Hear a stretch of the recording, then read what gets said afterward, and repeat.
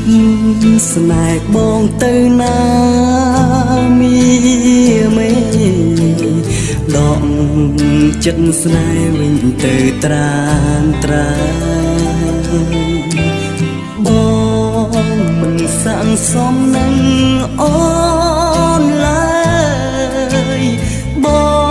ងមិនអាចមើលថែអូនបានមិនមែនព្រួងបងមិនស្រឡាញ់មិនមែនចាក់ចេញព្រួងអស់ចិត្តតែវាជាការពិតគ្រួសារបងក្របងចង់